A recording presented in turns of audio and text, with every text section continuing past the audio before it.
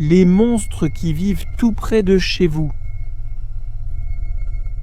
Bonjour Léo et Auguste React, je m'appelle Nicole et j'ai 12 ans. Mon histoire ne s'est pas passée il y a très longtemps. Je suis allé chez mes amis pour regarder un film d'horreur. Avant qu'on commence à regarder, il y avait quelques garçons dehors qui essayaient de nous faire peur, parce qu'ils savaient qu'on allait regarder un film d'horreur, n'est-ce pas? Alors, ils jouaient avec l'interrupteur d'électricité de la maison. Le frère de mon ami n'arrêtait pas de toucher à l'interrupteur tout le temps. On n'a pas fait attention à ça et ils se sont lassés d'essayer de nous faire peur. Dès qu'ils sont sortis, on a commencé à entendre des bruits dans la maison.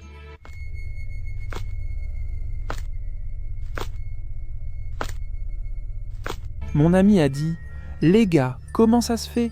Les bruits viennent d'ici, si les garçons sont partis jouer ailleurs ?»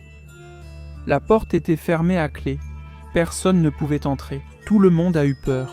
Mais ensuite les bruits se sont arrêtés et les lumières ont commencé à clignoter frénétiquement. Exactement 6 secondes plus tard, j'ai commencé à me sentir mal. J'ai ressenti quelque chose de très mauvais en moi. Les filles pensaient que je plaisantais, mais ce n'était pas une blague. Soudain, la boîte à musique qui était sur l'étagère a commencé à jouer pim, pim, pim, pim.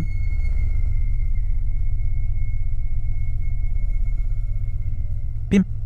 Pourtant, nous avons regardé le film jusqu'au bout. En prenant un encas devant l'autre film, j'ai vu une femme en blanc à la porte de la cuisine qui me fixait. Elle est allée jusqu'à la petite boîte et a fait pim, pim, pim, pim, pim, pim, pim, pim, pim, pim, pim. Je suis sorti en courant désespéré et je suis parti. Le lendemain, elles ont demandé pourquoi je suis parti comme ça et qu'elles n'avaient rien vu.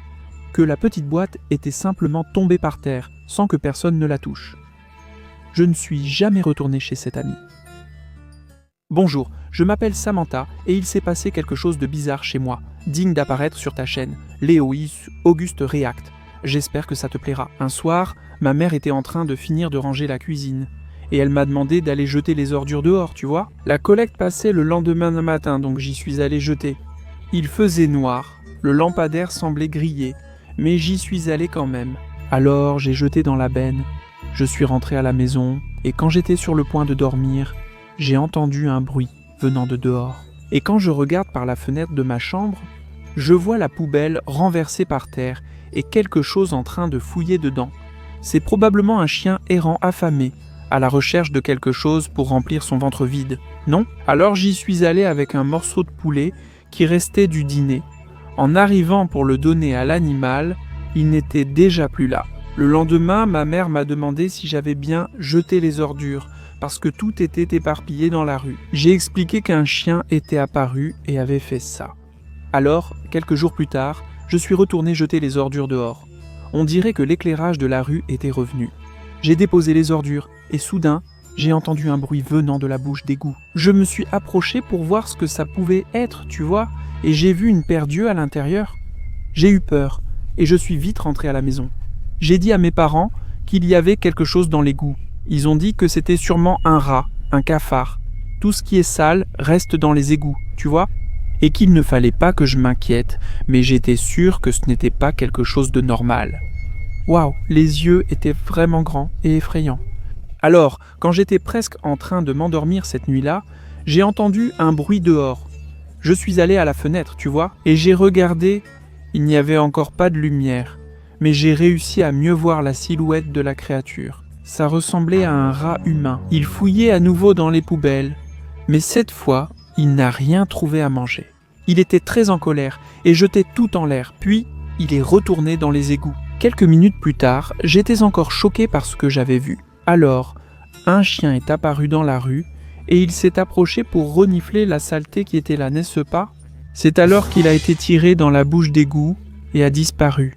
Ah, pauvre chien malchanceux qui est passé justement au moment où la créature était là. Mec, je n'ai plus réussi à dormir après ça. Le lendemain matin, la compagnie d'électricité a dit qu'il y avait un problème de nuisible, car selon eux, des rongeurs coupaient constamment les fils électriques. Ma théorie, c'est que cette créature coupe l'électricité pour pouvoir agir sans être vue, se déplaçant dans l'obscurité pour chasser n'importe quoi. Depuis, l'augmentation a été énorme. des témoignages comme celui-ci dans ma ville. Chaque fois que ma mère me demande d'aller jeter les ordures dehors, j'ai toujours peur que cette créature apparaisse et m'attaque. Il y a un mois, ma petite sœur est rentrée à la maison avec une nouvelle poupée. Selon elle, elle l'a reçue de la tante Gertrude.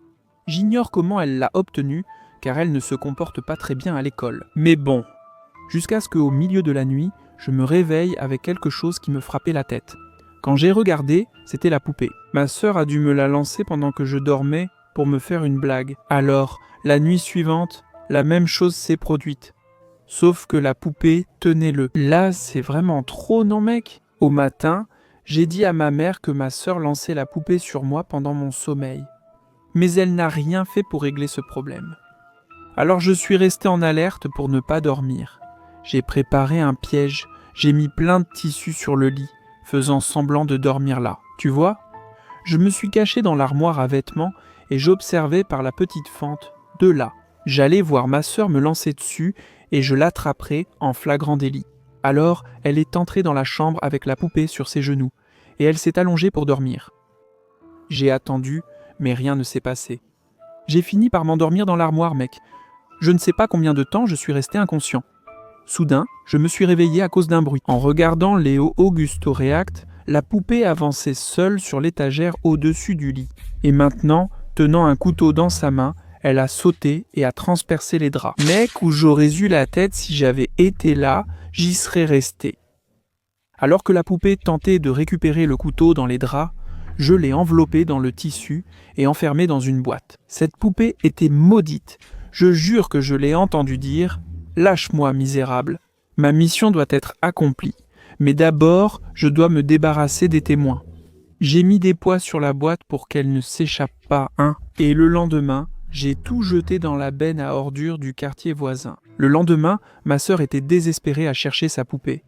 Elle a fait le tour de toute la maison sans rien trouver. Elle m'a demandé si j'avais vu ou fait quelque chose. Et j'ai dit que non, tu vois. J'ai fait comme si je ne savais rien. Je lui ai demandé qui était la tante Gertrude, celle qui avait donné cette poupée. Et elle m'a dit que c'était une professeure de l'école. La semaine suivante, en réunion parents, ma mère a demandé qui était la professeure Gertrude qui avait offert un jouet à sa fille. Et la directrice a été étonnée. Elle a dit que cette professeure avait été écartée de l'école il y a 5 ans pour s'être impliquée dans des problèmes. Et elle n'a pas su lui répondre. Après cela, j'ai été certain que cette poupée avait de mauvaises intentions. Elle est venue dans notre famille pour nous détruire, et je serai le premier.